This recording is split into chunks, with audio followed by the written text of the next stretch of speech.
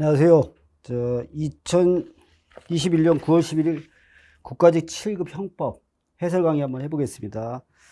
첫 번째 문제 인과관계인데요. 이거는 사실 뭐 학설을 내지 않고 판례를 다 내었기 때문에 그렇게 어렵진 않았죠. 첫 번째 보시면 어떻게 해요?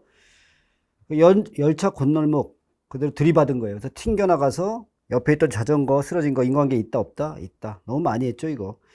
그 다음에 2번 승용차로 가로막아 하차 요구 무시한 채 진행하다가 빠져나가려고 나간 거죠. 그래서 다친 거, 죽은 거 인과관계 있죠. 그 다음에 봉침, 이거 얘기했잖아요. 봉침에 대해서 알레르기 반응 검사 안 했지만 이 사람이 그전에도 별 이상이 없었고 그때도 별 이상이 없다는 답변 듣고 했기 때문에 인과관계를 부정했죠. 판례가. 맞습니다. 4번 이거는 어떻게 합니까? 전원 조치를 늦게 한 거예요. 병원을 늦게 보낸 거죠. 그래서 그 전원받은 병원도 과실이 있는 거예요. 그러면 과실이 겹친 거죠. 그래도 인과관계는 유일한 원인일 필요 없어요. 그래서 인과관계 있다 없다? 있다. 4번이죠. 2번 부작위범. 1번은 좀 무난하니까 넘어가고 2번 보시면 맞죠? 부작위는 어떻게 됩니까? 법적 기대. 법에서 이런 걸 해달라 이런 규범적 가치 판단 요소에 의해서 법적인 의미에서 자기와 같은 형태로 처벌한다. 맞고요. 그 다음에 부작위범의 성립을 위한 자기 의무의 발생 근거와 유기죄는 동일하다. 틀렸죠. 우리가 이제 그 부작위범은 유기죄는 어떻게 됐어요? 법조문이 노유, 질병, 기타 사정으로 부조를 요하는 자를 보호할 법률상, 계약상 의무 있는 사람만 돼요. 근데 부진정 부작위범의 자기 의무는 법률, 계약, 조리, 사회성리로도 나올 수 있어요. 그래서 요게 더 넓죠. 그래서 동일하다 그러면 틀렸어요. 3번 검사로부터 범인 건강한 지시받았는데 오히려 도피하게 했어요. 그러면 잡아야 되는데 안 잡았으니까 직무유기죄죠. 그리고 오히려 도피시켰어요. 그러면 하나의 행위가 부작위하고 자기범의 요건과 같으면 이거로 처벌하죠. 그래서 범인 도피죄가 됩니다. 그래서 직무유기는 따로 성립하지 않는다. 맞습니다. 4번. 그렇죠. 우리가 사기죄가 되면 기망이 있어야 되는데 그럼 부작위에 의한 사망에서는 기망에서 사망이래요. 실수한 거예요. 기망. 그렇죠? 이럴 땐 고지 의무가 있어야 되죠. 고지 의무가 있어야 돼요. 그래서 거기 보시면 거래 경험칙상 상대방이 그 사실을 알았더라면 당의 법률 행위를 하지 않았을 것이 명백해요. 그럼 이럴 때는 알려줄 의무가 있다 없다? 있다. 맞습니다. 그래서 답은 몇 번이에요? 2번. 이것도 쉽죠. 3번 옳은 것만을 모두 고르면 기억. 방어는 어떻게 해요? 수비만 해야 돼요? 공격해야 돼요? 공격도 할 수 있죠. 당연히 깡패가 공격하면 당연히 할 수 있죠. 그래서 1번은 맞죠. 적극적 반격 포함합니다. 자기의 생명에 대한 현재의 위난을 피하기 위해서 타인의 생명을 침해했어요. 자, 내 생명을 지키자고 위험이 생긴다고 남의 생명을 침해했어요. 이건 안 되죠. 긴급 피난은 그 상당성이 있으려면 어떻게 해? 법익의 균형성을 따져야 돼요. 그래서 보호되는 법익이 침해되는 법보다 우월해야 됩니다. 그래서 틀렸습니다. 그리고 우리가 사문서 변조죄는 권한 없는 자가 해야 돼요. 권한 없는 자가 변조하는 거죠. 그럼 권한을 부여받았으면 사문서 변조가 될 수 없어요. 근데 지금 이 사람이 행위 당시에 형식적으로 승낙은 안 했지만 명의자가 그 사실을 알았으면 당연히 승낙했을 거다. 그럴 때는 승낙이 추정되니까 사문서 변조가 성립하지 않습니다. 맞네요. 자, 리을에 보면 자구행위예요. 자구행위. 자구행위라는 게 뭐예요? 나한테 빚을 진 놈이 외국으로 도망가는 거예요. 그럼 그럴 때 이 사람을 이제 나중에 가면 얘가 떠나면 다시는 내가 돈을 받을 수 없잖아요. 이럴 때 잡을 수 있는 권리라고 그랬어요, 제가. 그러니까 긴급성이 있어야 돼요. 근데 보시면 주민들이 그 주변의 농경지나 임야에 통행하기 위해서 이용되는 자신의 소유 도로에 1m 구동을 판 거예요. 딴 사람들 못 다니게 하려고. 너무 힘드니까. 그럼 이거는 법적인 절차 구해서 당연히 할 수 있는 거예요. 근데 굳이 자고행위 할 필요 없죠. 그래서 자고행위의 위법성이 적어진다. 아닙니다. 긴급성이 없잖아요. 법정 절차 거칠 수 있으면 우리가 자고행위 요건이 뭐예요? 법정 절차에 의한 청구권 보존이 불가능하고 그 실행 불능 곤란을 피하기 위해서 하는 거지, 이런 경우는 충분히 법적 절차 거치니까 자고행위 안 돼요. 그러니까 자고행위 외울 때 무조건 안 되는 판례 외우지 말고 생각해보면 알아요. 이거 굳이 급하게 할 필요가 있느냐. 왜? 법적인 절차 거치게 충분히 되는데. 그렇죠? 그래서 안 됩니다. 그리고 옳은 건 뭐야? 가다.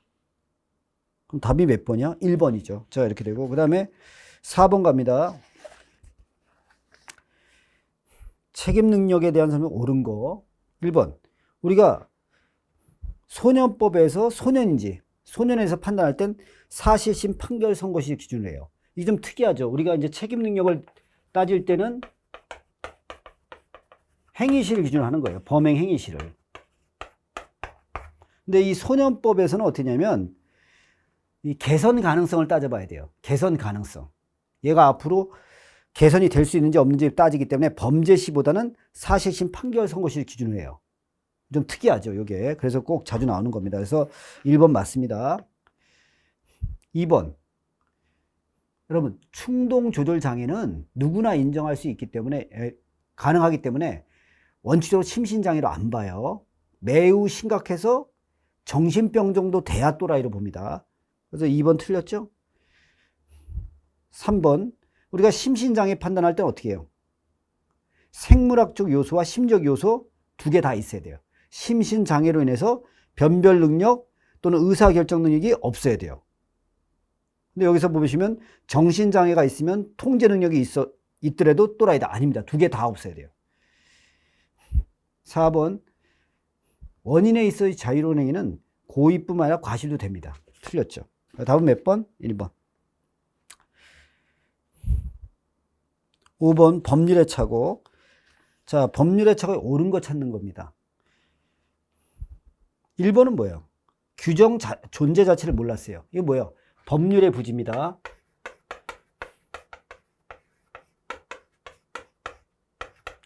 판례는 법률의 착오로 안 봐요. 그래서 형법 16조가 적용되지 않습니다. 그럼 틀렸죠? 그 다음에 2번. 제가 뭐라 그랬어요? 정당한 이유를 따질 때는 관계기관의 조회를 거치면 정당한 이유 있다 그랬어요. 원칙적으로. 그래서 보시면 이거 뭐 어떻게 돼요? 광역시 의원이 관할 선거관리위원한테 물은 거예요. 그럼 이건 정당한 이유가 있습니다. 맞네요. 디귿.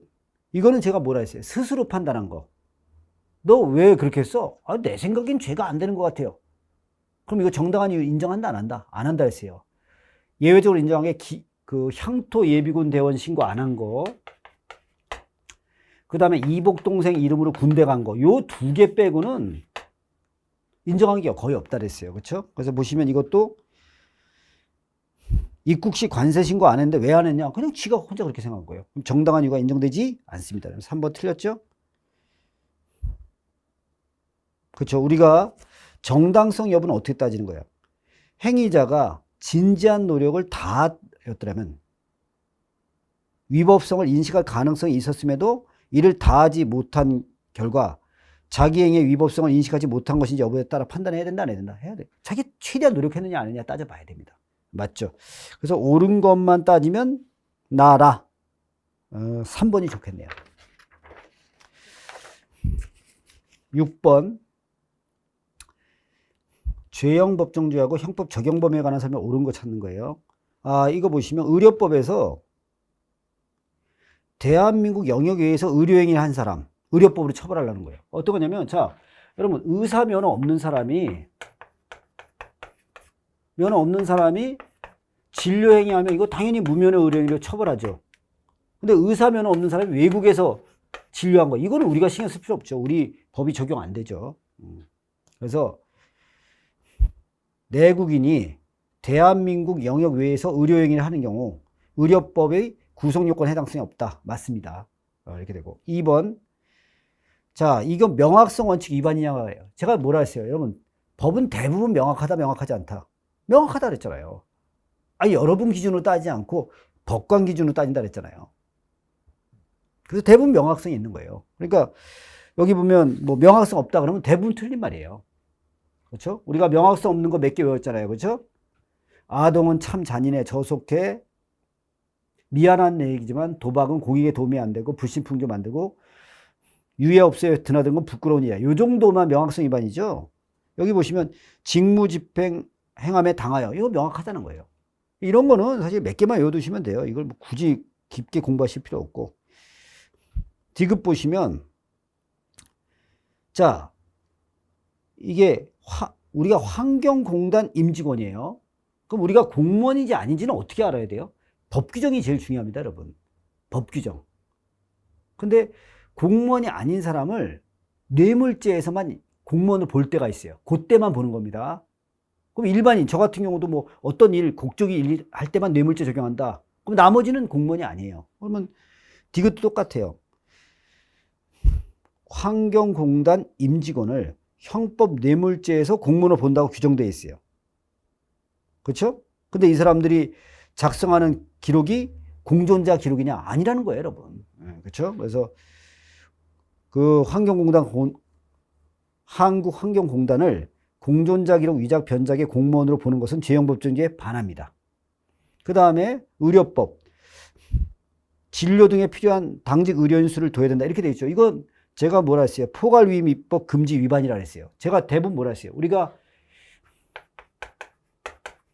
포괄위임하면 된다, 안 된다? 안 된다. 이거 누구나 알아요. 이거 법 만든 사람 다 안단 말이에요. 그러니까 원칙이 뭐라 그래요? 포괄위임 입법 금지 위반이 아닙니다, 대부분. 그리고 예외적으로 위반인 것들이 있어요. 그래서 이것도 몇 개 외워놓으라 했잖아요, 제가. 그렇죠? 뭐 정부 관리 기업 이런 건 안 된다 그랬어요.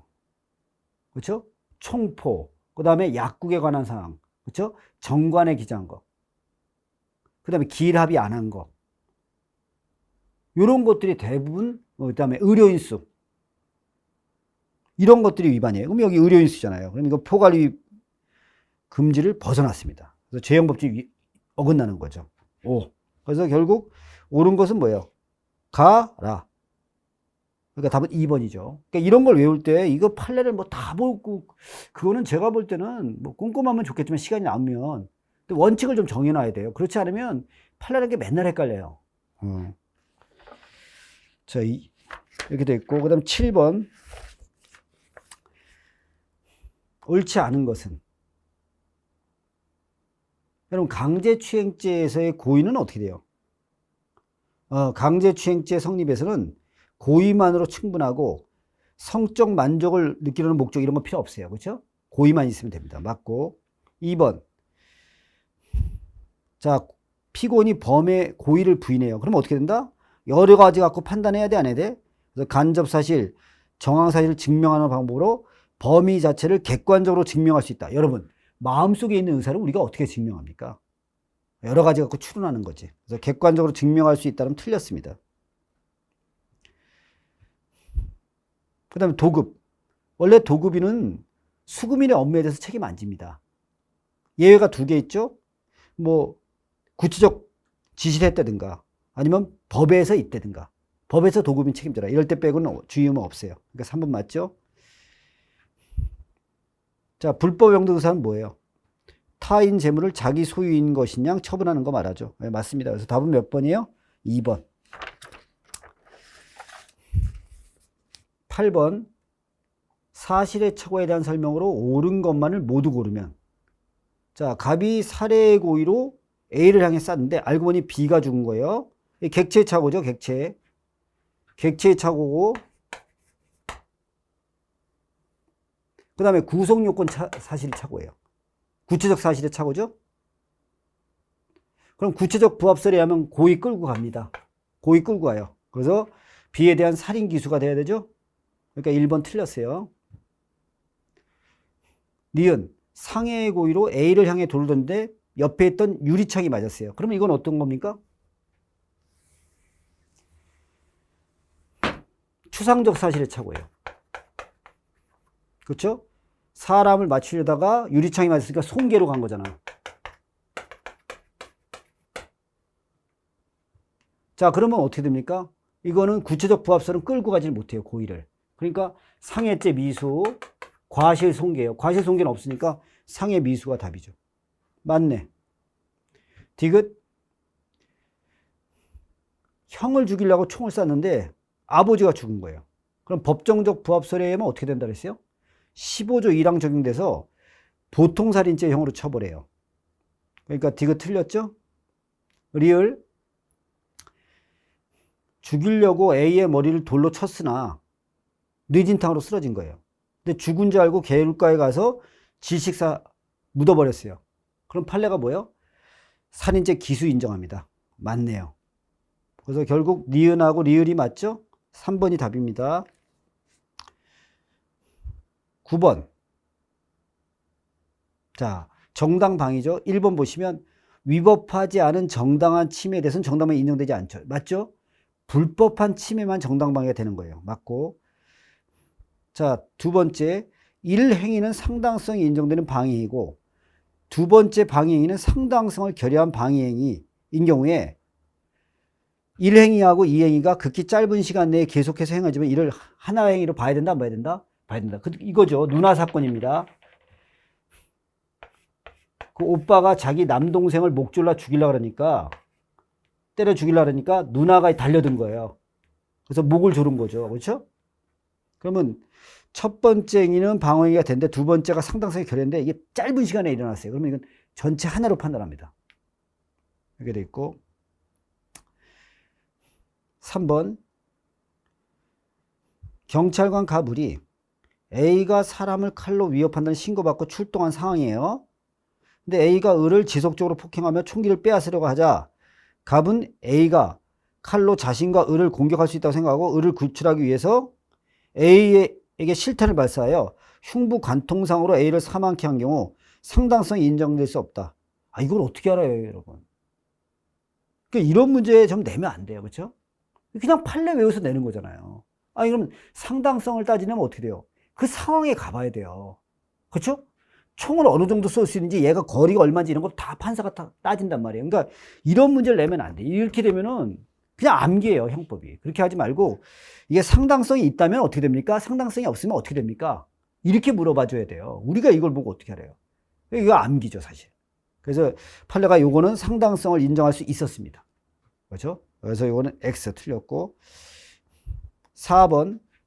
불륜관계를 의심받아 집단 폭행을 당하게 된 갑이 이를 벗어나기 위해서 손을 휘저으며 발버둥 치는 과정에서 전치 2주 14일 치료 요한 거, 이거 사회적 상당성 있는 방어행위라고 볼 수 있다, 없다? 있다. 이거 뭐 하도 많이 본 판례라서.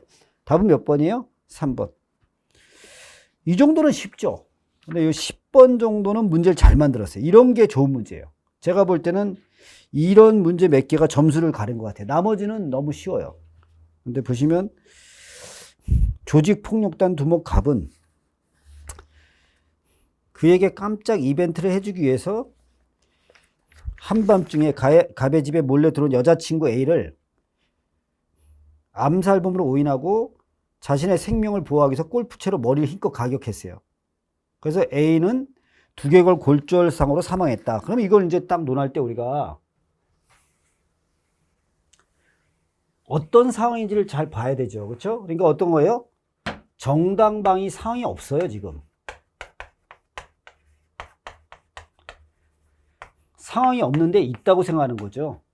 이게 이제 오상방위입니다. 위전착이죠. 위법성 조각사의 전제사실의 착오예요. 그렇죠? 그럼 이거 어떻게 처리하느냐? 그 얘기 해놓은 거예요. 그러니까 먼저 이 지문을 주고 먼저 이걸 찾아라. 찾았죠. 그리고 나서 이제 풀어봅시다. 기억, 판례에 의하면 객관적 정당한 요소가 없으므로 정당방위 사항이 없으니까 위법성이 조각될 여지가 없다. 틀렸죠. 우리가 어떻게 내렸어요? 위전착에서 판례가 이렇게 위법성 조각사의 전제사실 착오라고 믿은 상당한 이유가 있는 때는 위법성이 조각됩니다. 그러니까 기억 틀렸어요. 조각될 여지가 없다. 아니에요. 상당성이 있으면 되죠. 기억 틀렸어요. 그럼 기억이 답이 있는 건 지금 뭐야? 옳지 않은 거 찾는 거죠? 기억이 들어간 거네요. 다 들어갔네. 아유, 또 찾아야 되겠네. 그래서 일단 4번 하나는 제꼈어요. 답이 빨리 찾고 싶은데, 그렇죠? 네, 천천히 합시다. 고의의 성립의 위법성에 대한 현실적 인식이 필요하다는 입장에 의하면, 문제 잘 냈네요. 이거는 뭐냐면, 고의 성립의 위법성에 대한 현실적 인식이 필요하다는 입장. 이게 엄격 고의설입니다. 엄격 고의설은 고의를 어떻게 보는 거예요?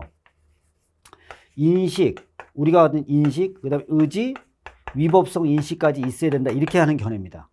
그러면 지금 이 사람은 위법성 인식이 없죠? 자기 옳다고 했기 때문에 이거는 살인의 고의가 인정되지 않습니다. 맞네요. 문제 잘 냈어요. 자, 고의의 이중적 기능을 인정하는 입장. 자, 이게 보시면 이 오상방위는 어떤 게 논점이냐면 이걸 사실의 착오로 볼 거냐, 법률의 착오로 볼 거냐. 이게 논점이란 말이에요. 우리가 공부했듯이. 그럼 여기 보시면 고의의 이중 기능 어떤 거냐? 구속요건 고의가 있고 책임 고의가 있다. 이렇게 인정하는 견해가 있어요. 이 견해에 의하면 어떻게 해요? 여기 이 구속요건 고의는 인정해요. 하지만 책임 고의를 탈락해서 사실의 착오로 처리하는 거죠. 이게 법효과 제한적 책임설이에요. 맞네요. 이 고의의 이중 기능을 인정하는 사람은 이렇게 처리합니다. 그래서 디귿 맞아요. 그 다음에 리을 위법성 인식을 책임 요소로 보면서 사례의 경우는 사실의 착오와 같이 해결해야 한다는 입장. 이게 뭘까요? 이거 어렵네. 아주 문제 잘 냈어요. 이런 걸 내야 뭔가 짜릿하게 푸는 맛이 나죠. 단순 판례 암기하면 이게 멍청한 애들을 만드는 거예요. 여러분. 이거 보시면 위법성 인식을 책임 요소로 보면서, 그러니까 이게 뭐냐면 책임설이라는 거예요. 책임설. 근데 책임설에는 두 가지가 있어요. 엄격 책임설이 있고 제한적 책임설이 있어요. 엄격 책임설은 위법성에 관련된 건 다 책임으로 처리하는 거예요. 법률의 착오로. 제한적 책임설은 다 법률의 착오로 보는데 위전착만 사실의 착오로 봐요. 그 얘기야 지금. 이게 제한적 책임설이에요. 따라서 이때는 어떻게 고의를 조각시키죠. 사실의 착오로 보니까. 사실의 착오로 보죠. 이 학설은. 그래서 고의 조각되니까 과실치사가 성립할 가능성이 있다. 오, 맞아요. 미음, 위법성 인식을 예외 없이 독자적 책임 요소로 보는 입장. 이건 책임설이죠. 책임설. 엄격 책임설이에요. 요거. 위법성 인식을 예외 없이 책임 요소로 보는 게 엄격 책임설이에요. 그럼 얘는 어떻게 처리해요? 정당한 이유가 있으면 책임 조각돼요. 정당한 이유가 있으면 책임 조각돼요. 근데 여기 뭐라 했어요? 항상 조각된다. 틀렸어요. 그래서 기억하고 미음이 틀렸네요. 이거 꽤 걸렸을 것 같은데 시간이. 아주 문제가 좋아요. 이 좋은데 이게 문제예요. 좋은데 시간이 많이 걸려요. 그러면 이제 사법시험처럼 어려운 문제는 5점짜리, 쉬운 건 1점짜리 줘야 돼요. 근데 이렇게 되면 아는 사람이 이거 풀다가 시간 지나서 오히려 쉬운 거 틀려요. 그럼 실력 좋은 사람이 떨어지는 거예요. 그러니까 문제 낼 때 이런 시간 배정을 잘해야 돼요. 그러니까 아주 어려운 지문은 짧게 줘야 돼. 이렇게 길게 주면 오히려 풀고 병신되는 거예요. 내가 잘못 말한 건가요?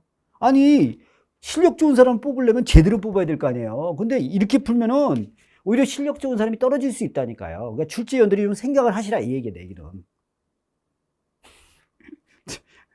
또 기분 나빠 하시겠네. 자, 이제 보세요. 11번. 제가 여기서 가르쳐 보면 좀 모르겠어요. 좀 출제위원들이 좀 책임감을 가져야 돼요. 어떤 사람한테는 인생이 걸린 문제라고, 이게. 좀 생각을 해서, 자, 실행의 착수에 대한 설명을 옳은 것만을 모두 고르면, 자, 사기 도박이에요. 사기 도박은 사기죄니까 기망행위 할 때 실행의 착수입니다. 도박으로 보면 언제가 실행의 착수야? 패 돌릴 때. 그거의 차이라는 거. 그래서 기망행위 개시한 때 실행의 착수 있다. 그 다음에 뒤에서 껴안으려고 하는 거면 강제추행죄 실행의 착수 인정하죠? 그 다음에 필로폰 매매한다면서 돈을 줬는데, 그렇죠? 필로폰 매수하겠다고. 근데 얘가 어떻게 돼요? 뭐 필로폰을 갖고 있는 게 아니라 그 돈 받아갖고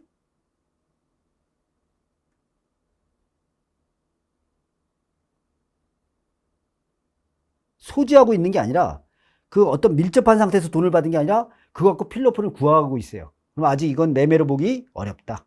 그래서 실행에 착수한 거로 보기 어렵고요. 그 다음에 여기서 유치권에 의한 경매 신청. 자, 유치권에 의한 경매 신청은 실행에 착수라고 했어요. 틀렸네. 그러니까 리을 틀렸어요.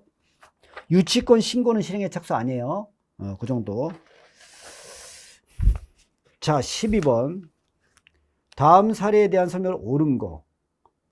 다툼이 있으면 판례 이항. 갑은 어느 날 오후 A가 운영하는 수목원 안으로 들어가 그곳 주차장에 주차한 뒤 인적이 없는 틈을 타서 그곳에 심어져 있는 고가의 수목 한 그루를 캤으나 혼자 운반할 수 없어 친구 을을 불러 함께 수목을 들고 주차장으로 가다가 경비원에게 발각됐어요. 그래서 총에 맞아 죽었다. 이렇게 해야 이게 스토리가 좋은데, 자, 일단 여기까지 나왔어요. 이게 문제 잘 만든 것 같아요. 제가 볼 때는 판례를 단순 암기한 사람들은 나가 떨어지기 딱 좋아요. 한번 볼까요? 1번. 갑의 절취 범행이 완성되기 전에 을이 가담하였으므로 갑과 을은 합동하여 수목을 절취했다고 보여야 된다. 아니죠. 캤을 때 기수라고 했어요. 제가 캤을 때 캐터톱 이런 얘기 했잖아요. 캤을 때 기수기 때문에 운반할 때 온 거는 작물 운반죄가 되지 특수혈투죄가 안 돼요. X. 2번. 캐낸 시점에 실행에 착수했다. 아니요. 기수입니다. 그때 기수라 했어요. 이거 틀렸어요. 2번. 3번. 만약 갑이 A의 수목원 안을 돌아다니며 평소 보아둔 수목을 찾아보았으나 발견하지 못하고 그냥 나오는 경우라면 절도죄 실행에 착수가 인정되지 않는다. 아니죠. 물색했는데. 절도는 물색하면 실행에 착수죠. 틀렸어요. 만약 갑과 을이 주간에 A 수목원에 승용차를 운전하여 들어갔다가 야간에 함께 수목을 캐어서 승용차에 싣고 나왔다면 특수절도죄의 죄책을 진다. 맞죠? 왜? 2인 이상 합동이잖아요. 또 이거 주간에 들어가서 야간에 절차하니까 안 돼요. 이게 아니에요. 이거는 2인 이상 합동으로 가는 거예요. 속기 좋죠, 여기. 급할래만 보면 이거 안 보이는 거예요. 2인 이상 합동이니까 특수절도입니다. 맞네요. 4번. 좋아요. 이 문제가 2개 좋은 거 나왔어요. 2개. 3번 형벌.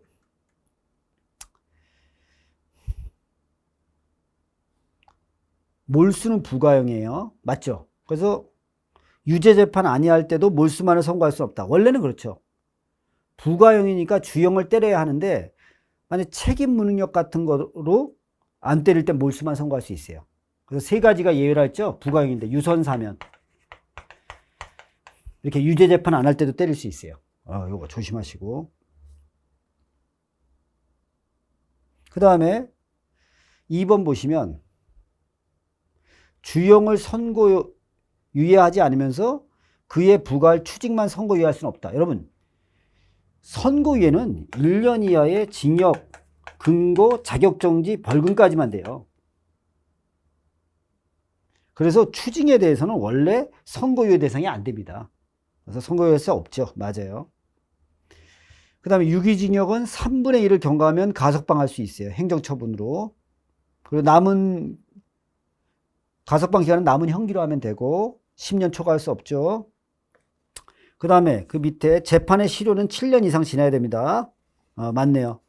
답은 몇 번이야? 1번.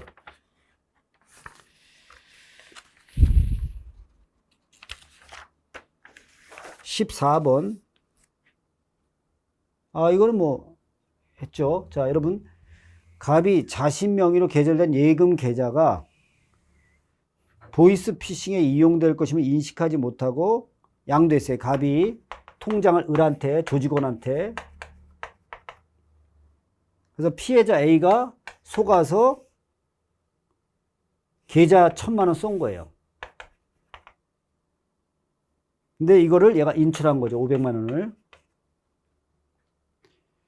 그러면 이게 1번 보겠습니다. 자신 명의 계좌에 입금된 사실을 알고 은행에 대해서, 자, 내가 뭐랬어요? 자기 명의로 계좌에 들어왔을 때 은행에다 청구하는 건 절도나 사기는 절대 안 된다 그랬어요. 자기 계좌로 들어온 거 자기가 청구하는 건 은행에 대해서는 절도 사기 안 돼요. 1번 맞죠? 2번. 보이스 조직원에 대한 횡령죄. 여기는 위탁관계에 의한 신임이 없어요. 그래서 횡령죄가 인정되지 않습니다. 그럼 2번이 틀린 거예요. 그 다음에 만약에 이 갑이 찾아먹으면 어떻게 돼요? A에 대해서는, 피해자에 대해서는 횡령죄가 됩니다. 그래서 보관자의 지혜 있죠. 만약 갑이 자신의 예금 계좌가 사기에 이용될 걸 알고 공모했다면 어떻게 돼요? 이거는 사기죄만 되지 횡령죄는 성립하지 않습니다. 워낙 유명한 판례라서. 답은 몇 번이야? 2번이에요. 예, 2번. 정신 차리시고요. 자, 15번. 뇌물죄. 자, 옳은 거 찾는 거죠? 내린 거 찾는 거, 옳은 거 찾는 거? 옳은 거 찾는 거예요. 그죠? 예, 농담했는데 전혀 반응이 없네요. 그죠? 예. 즐겁게 하세요, 공부를. 그죠? 아, 저도 오늘 강의 엄청 많이 하고 왔어요. 지금 제 표정 보면 되게 즐거워 보이죠. 그죠? 예. 맛이 갔습니다. 이렇게 찍어서 먹어보면 맛이 갔어요. 지금 많이 해갖고. 근데 일단 하는 거니까 즐겁게 해야죠. 그렇죠? 그리고 내일부터는 추석 연휴예요, 여러분. 추석 연휴. 수험생은 며칠 놀아야 되나요? 하루. 오늘 수업 시간에도 내가 얘기했지만 하루는 수험생은 놀아도 돼요. 나머지는 공부해야죠. 제발 잊으시면 안 돼요. 그게 보통 사람이야. 늘 말씀드리지만 연휴 다 찾아먹고 합격할 수 없어요, 여러분. 그냥 맨날 놀고 먹고 이러지 마시고 그냥 가끔가다 어떤 분들 보면 뭐 추석에 며칠을 가 있고 구정 연휴 4일 다 때려 놀고 놀라워요, 그 배짱이. 그럼 4년 가는 거예요, 여러분. 절대 그렇게 하지 마시고 하루 정도 놀고 열심히 공부하세요. 그러니까 노는 거하고 휴식을 헷갈리면 안 돼요. 제가 늘 그러잖아. 휴식은 해야 돼. 하지만 노는 건 안 돼요. 그렇죠? 꼭 열심히 하라 그러면 잠 줄이고 이런 짓 하지 마시고 푹 주무시고 깨어있는 시간에 열심히 하면 그냥 붙어요. 근데 평일날 놀고 그러면 떨어지죠. 자, 1번 뇌물수수자가 교사범 종범에게 사례기 명목으로 교부했어요. 1,000만 원 받아갖고 100만 원 이렇게 돌린 거야. 그러면 이 받은 놈한테 전부 추징해야 돼요. 맞네. 1번 맞아요. 뇌물 공여자와 수수자는 필요적 공범이니까 둘 다 똑같이 처벌돼야 돼요? 아닙니다. 얘가 처벌 안 된다서 얘가 처벌 안 되는 거 아니에요. 그래서 2번 틀렸어요. 그 다음에 직무 관련성이 있는지. 이건 뭐 우리가 어떻게 알아요? 직무 관련성이 있는지를. 여러분 한번 이 출제위원한테 물어봐. 경찰청 정보과에서 어떤 일을 하는지. 아마 모를걸요, 지도? 그럼 직무 관련성이 있는지 어떻게 알아요? 그러니까 이런 게 문제라니까. 그러니까 뇌물죄는 직무 관련성이 있는 범죄에만 뇌물죄가 인정된다 그러면 직무 관련성이 있을 땐 뭐가 죄가 되냐? 없으면 어떻게 되냐? 아니면 직무 관련성을 어떻게 판단하냐? 이런 걸 가르쳐야지. 이렇게 내면 그냥 암기잖아요. 그래서 이 판례가 자, 국립대학교 의사가 구치소 왕진을 나가 진료하고 진단서 작성해 준 거예요. 그렇죠? 이거는 자기 직무랑 관련된 게 아니라 이 개인적인 일로 한 거니까 직무 관련성이 인정되지 않는다. 그 다음에 수뢰자, 이름부터 기분 나쁘죠. 수뢰자. 돈 받은 놈이에요. 증례자에게 수수한 뇌물을 일단 소비한 다음 같은 액수를 증례자에게 반환했어요. 그럼 이거 뇌물 받은 거 안 받아요? 받은 거로 보는 거예요. 그래서 수뢰자한테 추징해야 돼요. 그러니까 여기서 보는 교훈은 뭐예요? 일단 받았으면 돌려주지 마라. 이거죠. 교훈이. 자, 농담이에요. 1번. 16번. 받으면 안 되죠. 이거 갖고 그냥 완전히 가는 거예요. 이런 공무원. 그죠? 받아 먹으려면 한 500억 정도 주면 한번 생각해 봐요. 그죠? 500억이면 그냥 한번 500억도 좀 아깝다. 교도소 간다고 생각해 보세요. 500억이면 교도소 가서 철창 친 데서 나는 그 대단해요. 그 교도소에 있는 사람들 보면 나는 무서워서 못 갈 것 같아. 그죠? 거기 답답한데 막 생각만 해도 숨이 막히지 않아요? 고시원도 답답한데 철창에 있다만. 그러니까 돈 받지 마세요. 그죠? 돈을 벌고 싶으면 공무원 되면 안 돼요. 공무원은 청렴하고 깔끔하고 편안한 삶. 내가 볼 땐 이게 딱 맞는 것 같아. 청렴하고 깔끔하고 청렴한 삶. 내가 관공서 가서 바쁜 걸 본 적이 없어요. 그러니까 그런 삶을 원하면 공무원 괜찮아요. 제가 나이 들어보니까 내가 어려서는 잘 몰랐는데 나이 들어보니까 지방직 공무원 좋더라고요. 여러분 국가직 하는데 내가 이런 말 해서 모르는데 제가 가봤거든요. 요새 제가 그 집 짓는 것 때문에 가는데 와 애들 한가로워요. 일이 없어요. 그리고 막 노닥거리고 있어. 너무 부럽더라고. 우리 개인 회사에서 그랬다간 사형이죠, 사형. 거의 잘리는데, 여러분, 좋더라고요. 그래서 우리 지금 딸 보러 내가 그랬어요. 야, 너 공무원 지방직 한번 시험 안 볼래? 그러니까 걔가 싫어, 막 그러더라고. 내가, 야, 이 새끼야, 편해, 임마. 놀고 처먹기 좋다고. 막. 자, 16번. 아니, 그러니까 자기 인생관이 있으니까. 자, 옳지 않은 거. 자, 그 다음에 이제 16번에 1번. 병원 원장 갑은. 여기서 중요한 건 뭐예요? 자, 지금 병원장 갑은 A의 허위의 입퇴원 확인서를 만들어 준 거야. 근데 문제는 A가 보험금을 부당하게 편취했다고 인정이 안 돼. 즉, 무슨 뜻이냐면, A란 놈, 정범이 지금 사기죄 구속 요건이 안 나오는 거예요. 그럼 여기에 도와주는 놈, 방조범이 될 수 있나요? 여러분, 방조가 되려면 정범이 구속 요건 위법성이 있어야 돼, 없어야 돼? 있어야 되죠. 그러니까 안 됩니다. 그래서 이 정도 인정되기 어려운 거라면 사기죄 방조범이 성립하지 않는다. 2번 보세요. 칼로 A의 다리를 못 쓰게 하라고 교사하여 허벅지를 찔렀는데 사망했어요. 그럼 칼 주면서 야, 을의 다리를 찔러라. 그럼 상해 교사한 거죠? 죽었어요. 이 정도면 예견 가능성이 있어요, 없어요? 있죠. 그러면 상해치사죄 교사범이 된다, 안 된다? 된다. 그 다음에 4번. 갑이 상해 고의로 A를 폭행하여 A가 길에서 쓰러져 있었고 2시간쯤 지나 평소 A와 사이가 좋지 않았던 을이 때마침 지나가던 길에 A를 발견하여 폭행의 고의로 A를 발로 구타하였고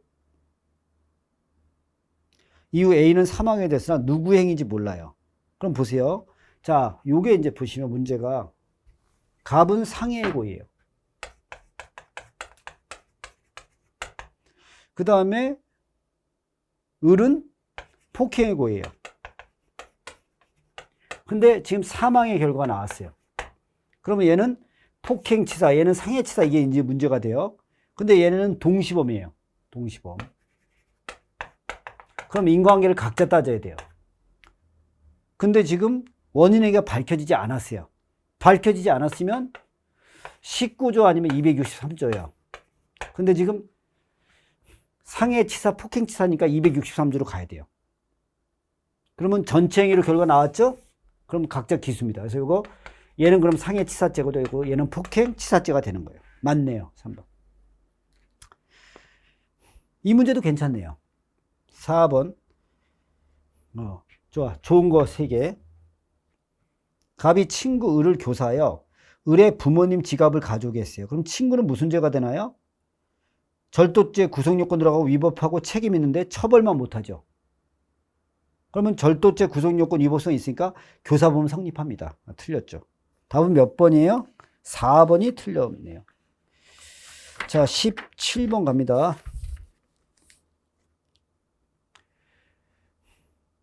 옳은 거 찾는 거예요. 1번 방조죄의 인식과 정범의 실행 간의 차이가 있고 구성 요건이 달라요.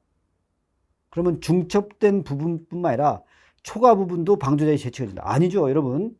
자, 만약에 이런 거 생각하시면 돼요. 원래 이 공범이 되려면 정범의 실행의 착수가 있어야 돼요. 그럼 보실까요? 자, 만약에 상해를 시켰어요. 근데 살인했다. 그럼 원칙으로 실행의 착수는 상해만 한 거예요. 그래서 여기만 방조자의 죄책을 지는 거고 초과 부분에 대해서 이 초과 부분은 원칙으로 책임 안 져요. 틀렸죠? 2번 공범 종속성. 공범 종속성의 공범의 가벌성, 처벌성은 교사자 자신의 행위에 의해서 결정되기 때문에 아니죠. 공범 종속성은 정범이 결정하는 거예요. 그래서 실행이 없어도 미수를 처벌한다. 틀렸어요. 틀렸어요. 실행에 착수해야 돼요. 3번 강도를 공모했는데 을이 공모한 내용과 전혀 다른 강도 강간을 했어요. 자, 우리가 강도를 모의했는데 한 놈은 강도 강간까지 간 거예요. 그러면 모의 안 한 놈은 강도만 책임지면 됩니다. 그래서 3번 틀렸죠. 피교사자가 교사 내용과 전혀 다른 범죄를 했으면 교사가 안 되죠. 왜? 실행에 착수 없으니까. 따라서 강간을 교사했는데 강도했어요. 강간을 교사했는데 승낙해놓고는 강도해버린 거예요. 그럼 강간죄 실행에 착수 안 한 거죠? 그러니까 예비 음모로 처벌해야 되죠. 맞네요. 18번 죄수. 자, 공동상속인 중 1인인 갑이 상속재산인 임야를 보관 중 반환을 거부했어요. 그러면 횡령죄가 됩니다. 전체에 대해서 횡령죄가 돼요. 거부했기 때문에. 그래 놓고 나서 그 임야에 대해서 일부만 근저당권 설정하면 요거는 이 범죄 양을 넘어가지 않아요. 그래서 별도 횡령죄가 구성되지 않습니다. 불가벌적 사후행위예요. 자, 그 다음에 2번. 자, 직권을 남용해서 계약을 체결하게 했으면, 그래서 제3자 뇌물수수죄하고 직권남용죄가 같이 성립해. 그러면 하나의 행위로 두 개의 구성요건이니까 이건 상경이 돼야 됩니다. 2번 틀렸죠? 그 다음에 3번 보시면 여기서 키워드는 임차인들이에요. 그러니까 무슨 얘기냐면 건물 관리인이 건물주로부터 임대차 체결 업무를 위임받고도 임차인들을 속여. 이렇잖아요. 그러면 어떻게 돼요? 그 건물주를 배신한 거예요. 그 배임죄죠. 그러고 나서 임차인들을 따로따로 속였어요. 그러면 그 죄별로 따로따로 죄가 되는 거예요. 그래서 사기죄와 배임죄의 경합범입니다. 상상경합이 아니라. 요 임차인들이라는 걸 조심하셔야 돼. 따로따로니까. 4번. 갑에게 범행을 반복하여 저지른 습벽이 있고 이러한 습벽에 의해서 애를 단순 폭행하고 갑의 어머니 비를 존속 폭행한 경우 포괄하여 상습 존속 폭행죄만 성립한다. 맞죠? 다 4번이 답이에요. 19번.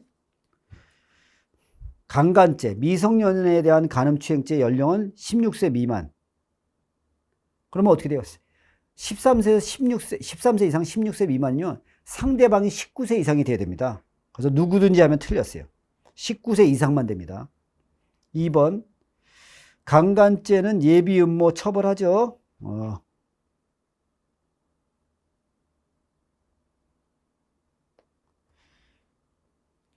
근데 여기서 그 추행은 인정은 안 하죠. 자, 그 다음에 3번. 강제추행죄는 예비음모 규정이 없어요. 요거 2번 그러니까 틀린 거야. 나머지 강간죄 예비음모는 들어왔는데 추행죄는 안 되죠. 3번. 위계에 의한 간음죄. 이거는 뭐야? 간음행위 자체에 대해서 위계뿐만 아니라 그 다른 요소에 대해서도 이제 됩니다. 그렇죠? 옛날에는 간음행위와 불가분적인 것만 된다 그랬는데 지금은 중요한 동기면 다 됩니다. 그래서 3번이 맞아요. 4번. 강간죄 폭행 협박 판단할 때 피해자가 성교 이전에 범행 현장을 벗어날 수 있었다거나 사력을 다하지 않았다. 이런 거 갖고 판단하면 안 된다 그랬어요. 그렇죠? 이러면 안 된다 그랬어요. 답은 몇 번이에요? 3번. 20번.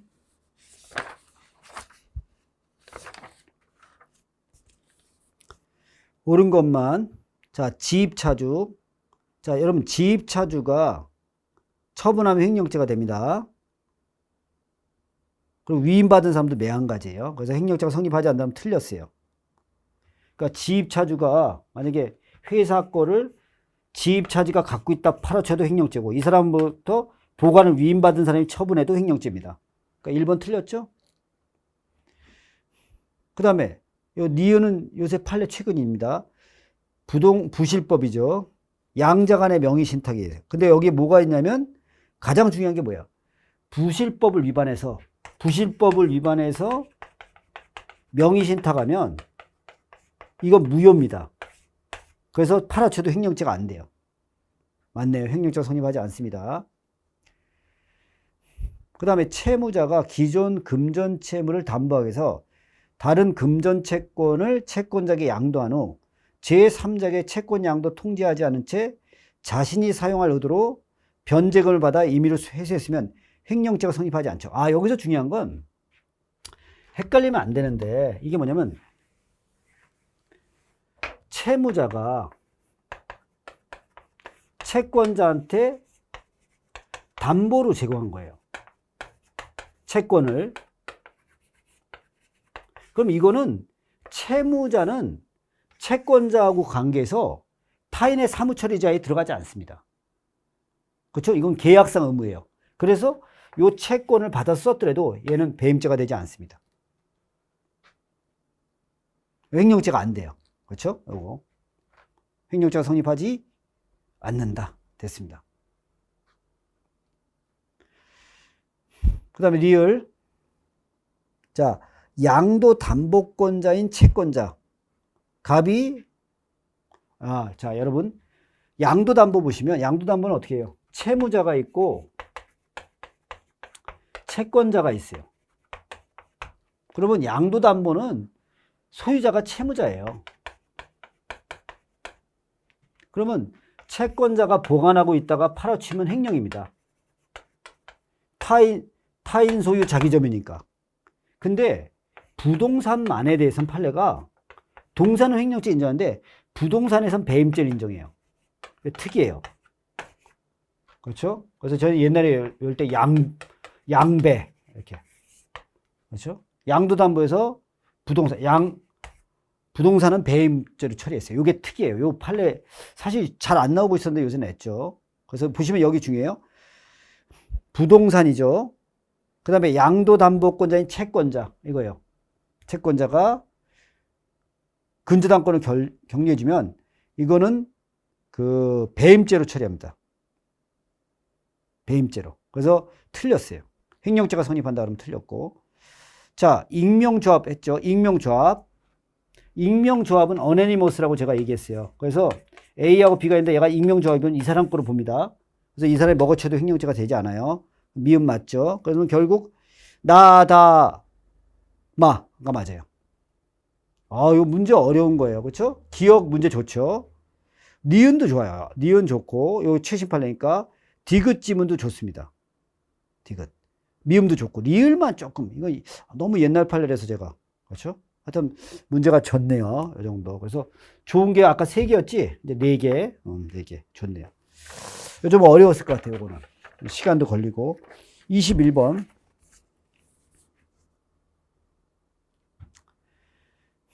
회사의 대표이사. 그러면 회사 일 하는 놈이죠? 하는 분이죠. 예. 근데 제3자의 채무를 담보하기 위해서 회사 명의의 백지 약소금을 제공한 거야. 아니, 생각해보세요. 회사 일을 하는 놈이, 이게 얼마나 나쁜 놈이에요. 자, 지금 회사 일을 하는 사람이 제3자가 지금 어떤 사람한테 빚을 지고 있는 거야, 빚. 그렇죠? 채권자한테. 빚을 주고 있는데 여기다가 어떻게 해요? 담보하기 위해서 회사 명의의 약소금을 발행하는 거예요. 그럼 회사 손해봤죠. 배임이에요, 이거. 그리고 배임행위 후 이를 회수하는 대신 보다 법적 효력이 확실한 채무 보정을 위해서 다른 회사 명의로 발행한 새로운 약소금을 배에서 교부하는 등 동일 채무를 위해서 기존 담보를 새로 교체했어요. 여기서 또 해놓고 이 사람 채무하기 위해서 또 여기다가 뭐예요?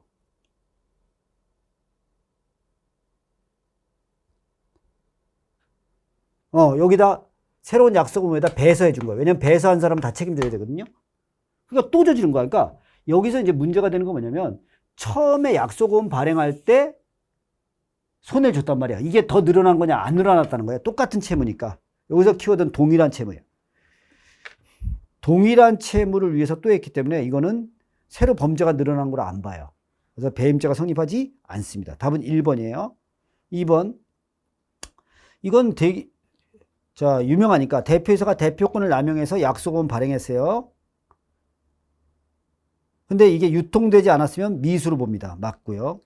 3번. 부동산 매매 계약에선 이중 매매하면 언제 타인의 사무처리자가 된다 했어요? 계약금 중도금 받은 때예요. 그래서 중도금 지급받은 때 타인의 사무처리자 맞네요. 자, 1인 회사의 주주가 자신 채무를 위해서 회사 소유 부동산의 근저당권을 설정했어요. 그럼 배임죄죠? 그 다음에 그 부동산에 또 새로운 담보권 하면 범죄가 늘어나는 거예요. 그래서 별도의 배임죄가 성립한다. 맞네요. 답은 몇 번이야? 1번. 자, 이것도 조금 어려운 거예요. 왜냐면 근데 밑에 지문들이 명백해서 좀 찾긴 쉬웠겠죠. 22번 권리행사 방해죄. 갑이 차량을 구입하면서 매수다 대금을 차용하고 담보로 피해자 명의의 저당권 설정해 줬는데, 그러면 딴 사람이 지금 내 자동차에게 딴 사람이 권리를 갖고 있는 거예요. 근데 그 후 이 차량을 대부업체에게 담보로 하면서 대포차로 유통시킨 거예요. 그러면 피해자가 이거 나중에 찾아오기 힘들어져요. 그럼 권리행사 방해한 거 맞죠? 그 다음에 이 유명한 사건이죠. 얘가 저당권 설정된 자동차들만 사들이는 거예요. 그리고 회사 영업용 차량을 등록한 후 사업자 등록 취소하면 다 직권 말소돼요. 그러면 이건 은닉하는 거죠. 권리행사 방해죄 맞습니다. 그 다음에 대표이사가 회사 물건을 가져오면 자기 물건을 봐줘요. 그래서 권리행사 방해되죠. 그 다음에 강제 집행을 면탈할 목적으로 금전 등록기에 사업자 이름을 바꿔도 은닉에 해당합니다. 4번 틀렸죠.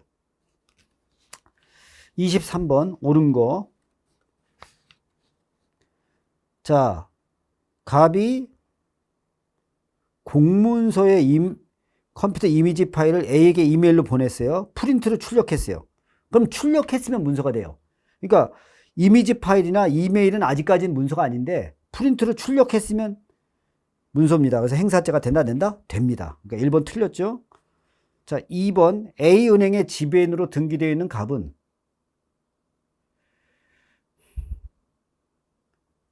지급 보증의 성질을 갖는 A은행 명의의 대출 작성한 거예요. 은행 지배인은요, 모든 권한이 있는 거예요. 그래서 이거는 위조가 안 돼요. 근데 어떻게 돼 있어요? 내부 규정으로 상위 결재권자에게 부여돼 있어요. 그러니까 넌 하지 마 이렇게 된 거야. 그럼 원래는 지배인은 권한이 있기 때문에 사문서 위조가 안 돼요. 하지만 이렇게 내부적으로 야 네가 하지 마 이랬으면 이건 권한이 없는 거예요. 그럼 사문서 위조입니다. 제 말 이해가세요? 지배인은 원래 회사 내에 모든 권한 행사할 수 있어요. 그래서 위조가 아니에요. 근데 여기는 지금 뭐가 문제가 되면 상위 결재권자로 하라고 법에 이 내부 규정이 돼 있어요. 그럼 권한이 없으니까 위조가 되는 겁니다. 자, 3번 휴대 가입 신청서를 위조한 후 위조했어요. 이거를 이메일로 보냈어요. 그러면 이미 가입 신청서를 위조해서 보여준 겁니다. 그래서 행사죄가 돼야 되죠. 아, 여기서 중요한 게 4번 좋아요. 이 문제 좋아요. 그러니까 우리가 사문서 위조는 유용위조만 처벌해요. 무용위조 처벌 안 해요. 그러면 요거랑 똑같은 게 사전자 기록 위작 변작죄잖아요. 근데 이거는 유용위조, 무용위조 다 처벌해요. 이거 중요하다고 제가 늘 말씀드리죠. 문서에서. 그래서 위작은 유용위조만을 의미한다. 틀렸어요. 아닙니다. 무용위조도 돼요. 답은 몇 번이야? 2번. 이제 두 개만 하면 돼요. 24번. 이 문제도 좀 괜찮네. 아주 괜찮아요. 24번. 인적 사항을 묻는 경찰관 질문에 대해서 범인 이름 대신 허무인 이름 대고 인적 사항은 모른다고 했어요. 자, 범인 도피죄가 되려면 범인을 적극적으로 도피시켜야 돼요. 그래서 이름에 침묵했다 이거 갖고는 안 됩니다. 2번. 갑이 실제 업주를 숨기고 자신이 대신하여 처벌받기로 하는 이른바 바지 사장을 했는데 범행 경위에 의해서 적극적으로 허위 진술하고 허위 자료 제시했다. 이 정도면 범인 도피죄가 되죠. 그러니까 자기가 진범이다 이거 갖고는 안 되고 적극적으로 증거 제출하면 범인 도피죄가 됩니다. 적극적으로 해야 돼요. 자, 갑이 자신을 위하여 배우자로 하여금 범인 도피를 범하게 했어요. 그럼 배우자는 구속 요건 들어가지만 처벌되지 않는 친족이죠. 그러니까 보시면, 자, 범인이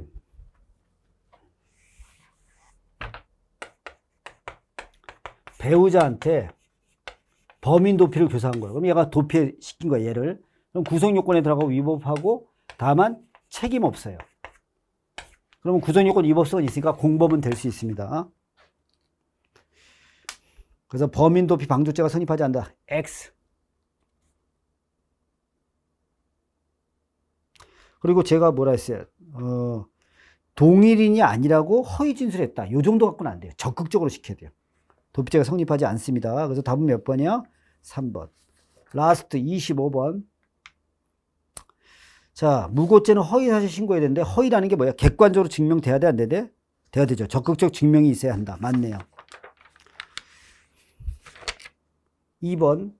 타인 명의 고소장을 대리하여 작성하고 제출하는 형식으로 고소가 이루어진 경우, 그 명의자는 고소의 의사 없이 이름만 빌려준 것에 불과하고, 명의를 대리한 자가 실제 고소를 주도했어요. 그럼 이놈이 무고죄의 주체가 돼야 되죠. 명의자가 아니라 대리한 놈이. 2번 틀렸네. 3번. 범행 일시를 특정하지 않은 고소장을 제출한 후 고소 보충 진술서에 공소시효가 아직 완성되지 않은 것을 허위 진술했어요. 그럼 이때 무고죄가 돼야 되죠? 그렇죠? 그래서 그때 공소시효가 완성되지 않은 거로. 그렇죠?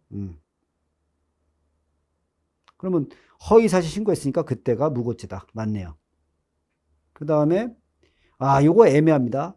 자신의 결백을 주장하면서 결백을 주장하기 위해서 고소당한 죄의 혐의가 없는 것으로 인정된다면 고소인을 처벌해달라. 이것도 고의 인정해줍니다. 판례가. 이런 거 조심하셔야 돼요.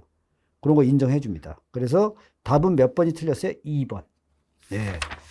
7급 답네요. 7급 답에서 문제가 제가 이렇게 추려보니까 4개가 괜찮네요. 4개가. 나머지는 그 문제집 풀면 다 풀 수 있는 문제들이 쭉 돼 있죠. 되게 그래요. 실제 시험장 가면 한 3개 정도가 가르는 거예요. 근데 제가 볼 때는 아까 제가 얘기했던 몇 문제 있잖아요. 그거 좋아요. 그런 거를 풀 수 있는 게 정답을 가르쳐요. 앞으로는 계속 그럴 거예요. 여기 파트가 어렵게 나오기 때문에 이런 부분을 잘 보셔야 돼요.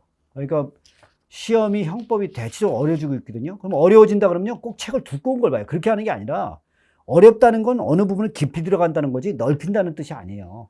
그러니까 공부할 때 그걸 꼭 생각하시고 문제를 풀 때 꼭 해설하는 습관을 자꾸 들이시면 좋은 결과가 있을 겁니다. 수고하셨습니다.